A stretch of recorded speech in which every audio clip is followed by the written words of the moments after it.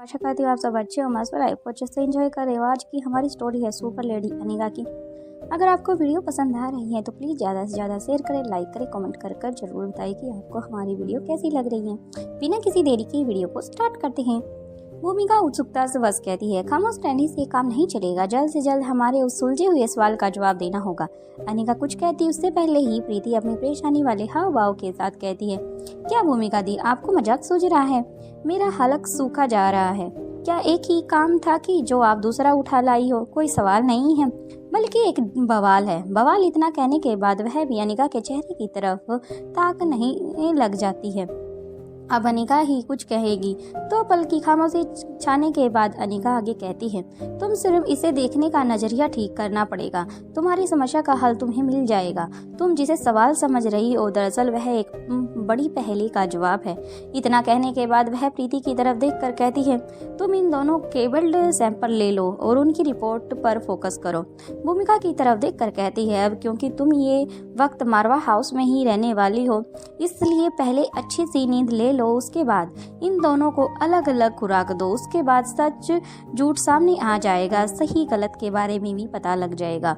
तुम कोई नई पहेली नहीं बल्कि हमारी पुरानी पहेली का जवाब लेकर आई हो। भूमिका कहती है, अब मैं कुछ समझी नहीं भाभी। अनिका जवाब देती है, सब समझ जाओगी, थोड़ा टाइम लगेगा और दो और रुको, तुम्हारे लिए एक मेरे पास से एक थोड़ा सी और पहेली है। फिर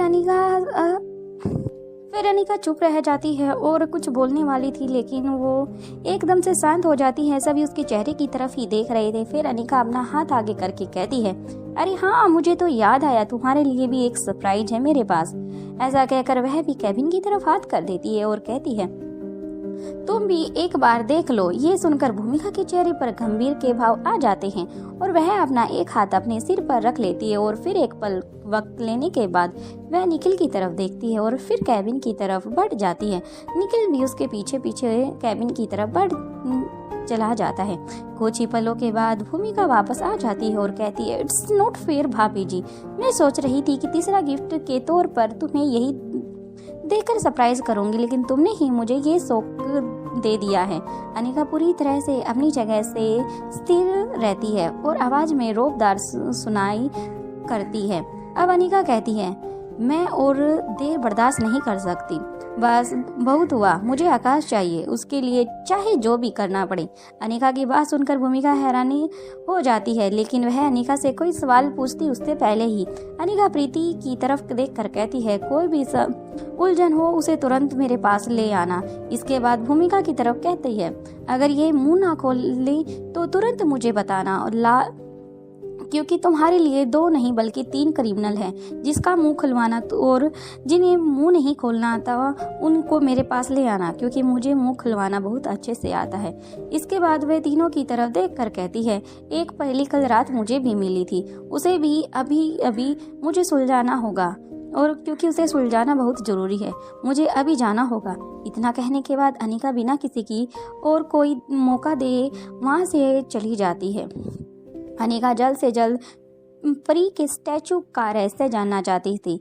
इस वक्त निखिल के लिए आराम करना जरूरी था, इसलिए वह यह काम उसे भी नहीं कर सकता था। इसलिए वह इसे सुलझाने के लिए सीधा अपने रिसर्च लैब में प्रीति चली जाती है और निश्चय कर लेती है कि मुझे वहां जाना चाहिए। प्रीति अपने कदम बढ़ाकर उस तरफ चली जाती है। अनिका के जाने के बाद भूमिका और निखिल सीक्रेट अंडरग्राउंड में ही रुकने का फैसला करते हैं, इसलिए वे दोनों वहां बने हुए रूम्स में शरण लेते हैं क्योंकि यही छिपने रहने का सबसे बेहतर तरीका था। इधर मॉरिस इंस्पेक्टर पुनरूपन अपने कैबिन में बैठा हुआ एक हाथ चेयर पर रखकर और अपनी बैग को पीछे चेयर पर लगाकर आराम से टीवी का रिमोट हाथ में लेकर देख रहा था और हथेली की तर्जनी उंगली से उसने अपने होठों को दबा कर रखा था और शेष उंगलियों से मुट्ठी बनाई हुई थी। वह कैबिन की दीवार पर लगी हुई टीवी की बड़ी बड़ी स्क्रीन की तरफ देख रहा था और मंद मंद मुस्कुरा भी रहा था। दरअसल आज की ब्रेकिंग न्यूज इंस्पेक्टर पुनरूपन की मुस्कुराहट का बड़ा कारण था।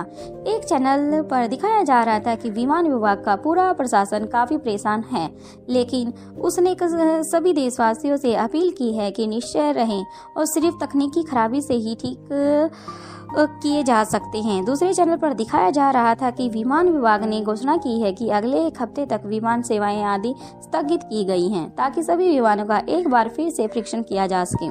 तीसरे चैनल पर दिखाया जा रहा था कि कैसे संभव है ठीक एक ही समय में इतने सारे विमानों काफी तकनीकी प्रॉब्लम आई है और इस तरह की घटना हमारे सामने आई है। एक अन्य चैनल पर दिखाया जा रहा था कि देशवासियों को यह खुशी की बात है कि एक बड़ा हादसा होने से टल गया है।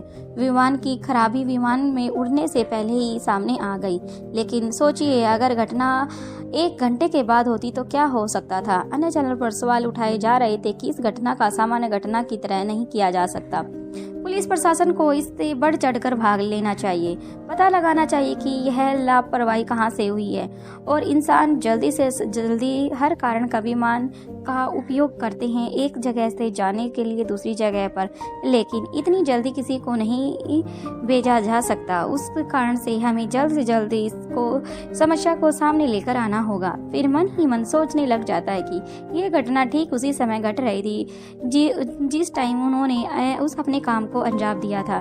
कभी कैमरे हैकिंग तो कभी सिस्टम हैकिंग। ये एयरपोर्ट सिस्टम और एयरपोर्ट सिस्टम सभी की हैकिंग किसी ने नहीं बल्कि कौटिल्य द्वारा ही की गई थी। ये सब सोचते पुनरूपन मन ही मन मुस्कुरा रहा था और कोई भी ये नहीं जानता था कि ये सब कैसे हुआ था। इंटरनेट पर खलबली मची हुई थी, लेकिन पुनरूपन अच्छी तरह जानता था कि ये सब कैसे हुआ है और ये घटना अचानक से नहीं घटी है बल्कि एक सोची समझी प्लान का एक छोटा सा हिस्सा ही था। इसकी जड़ तक साइबर क्राइम पुलिस पहुंच जाती है या मुश्किल है। वह सब क्रिमिनल को पकड़ पाती उससे इसे अंजाम दिया था, जिसका नाम निखिल था और अपने फोन पर मैसेज की रिंग सुनाई देती है। जब वह उस मैसेज को देखता है तो यह मैसेज किसी अलग तरह के नंबर से आया हुआ दिखाई दे रहा था। पुनरूपन को यह समझने में जरा भी देर नहीं लगती कि ये मैसेज उसे इंटरनेट के जरिए भेजा गया है। जब वह मैसेज खोलता है तो उसमें लिखा था कि आई एम सो सॉरी, मैंने जो किया एक क्राइम है, मैं अच्छी तरह जानता हूँ। अब तक तुम्हें जान चुके होगे मैंने क्या किया है। मैंने कहा था ना कि सुबह तक तुम्हें अपने सवालों के जवाब मिल जाएंगे, लेकिन मुझे विश्वास था कि तुम मेरी स्थिति को समझ सकते हो। शायद मेरी जगह होते तुम भी यही करते। साथ ये यकीन है कि तुम्हें मुझे माफ़ कर दिया होगा। इस पूरी कहानी में सबसे अच्छी बात यह है कि तुम्हारे अलावा कोई नहीं जानता कि इस घटना में क्या हुआ है और क्रिमिनल कौन है। ये क्रिमिनल एक किडनैपिंग वाला क्रिमिनल नहीं है, बल्कि एक सोची समझी चाल थी। बल्कि मिशन को अंजाम देने के लिए ये सब किया गया था। भारत के उस खतरनाक अपराधी को पकड़ने के लिए हमारे पास एक इकलौता अवसर था। उसकी वजह से इस बार तुम्हारी सिविलियन खतरे में पड़ चुकी है, लेकिन अगली बार न जाने कौन सी नई जगह चुनी जाती है। इस तरह से एक व्यक्ति को बचाने के लिए अच्छा है कि उस क्रिमिनल को ही उसके सही घर पर पहुंचा दिया जाए। बाकी तुमसे मिलकर अच्छा लगा। तुम्हें एक काबिल और काफ़ी रिस्पेक्ट के लायक ऑफिसर हो।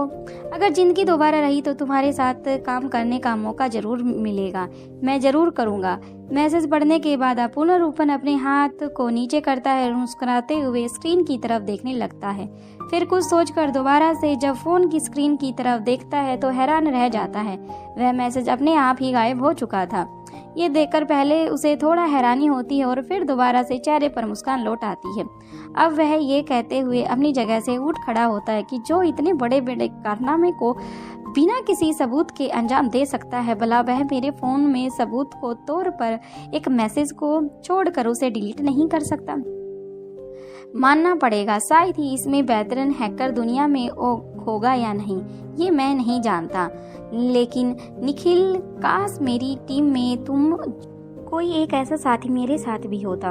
उधर मारवा हाउस, रोहित अपने रूम में ही अनिका से लौटने का इंतजार कर रहा था। जब काफी देर तक वह नहीं लौट कर आती तो रोहित खुद ही सीक्रेट अंडरग्राउंड में जाने का फैसला करता है। उधर वह अपने रूम में निकलता है, तभी उसे चिराग मेहता की कॉल आती है। चिराग कहता है, गुड मॉर्निंग सर, मैंने आपको डिस्टर्ब तो नहीं किया।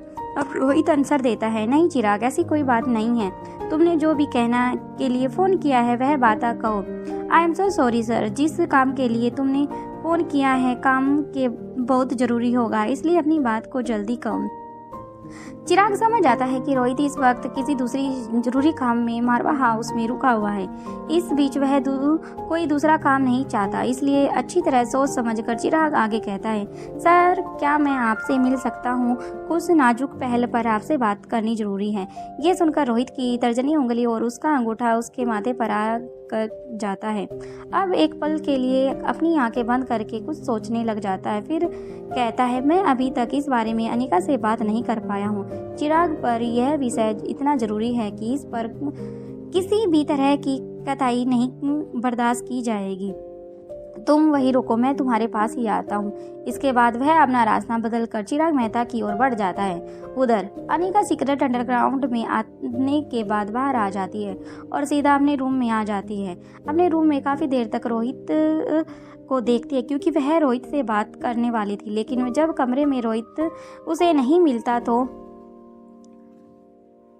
तो वह रोहित का इंतज़ार नहीं करती। इसलिए वह अपना सेल फोन लेकर रोहित को कॉल करने की सोचती है, लेकिन कॉल करने के पहले ही ख्याल आता है कि रोहित खुद उससे ज़रूरी बात करना चाहता था। अगर कोई बहुत ज़रूरी काम नहीं होता तो रोहित यहाँ से बिल्कुल भी नहीं जाता। वह तय करती है कि जब तक रोहित वापस लौट कर आता है तो वह स्टैचू को अनलॉक करने की कोशिश करेगी। इस काम में उसकी असिस्टेंट रोबोट एनी उसकी हेल्प करेगी। वह अच्छी तरह समझ पा रही थी, क्योंकि वह काम को शीघ्र से ही कर सकती है। इसलिए वह स्टैचू और लैपटॉप दोनों को लेकर अपने सीक्रेट रिसर्च लैब में चली जाती है। इधर दमयंती देवी के किले में दमयंती देवी एक आरामदायक कुर्सी पर बैठी हुई थी। उसके बाल खुले हुए थे, वह बड़ी बड़ी आंखों से एकदम से स्थिर थी और एकांत में बैठकर कुछ सोच रही थी। बिल्कुल शांत थी, दोनों हाथ कुर्सी के हैंडल पर रखे हुए थे, कमर बैक रेस्ट पर लगाई हुई थी। उसकी नज़र छत की ओर टिक टिक लगाकर देख रही थी। समय जितनी शांत था उतना ही उसके अंदर का तूफान मचा हुआ था। वह काफ़ी अशांत थी। सामने से देखने पर उसको सीधे दमयंती देवी के रह रहकर जहन में बस एक ही सवाल उठ रहा था कि आखिर वो कहाँ है।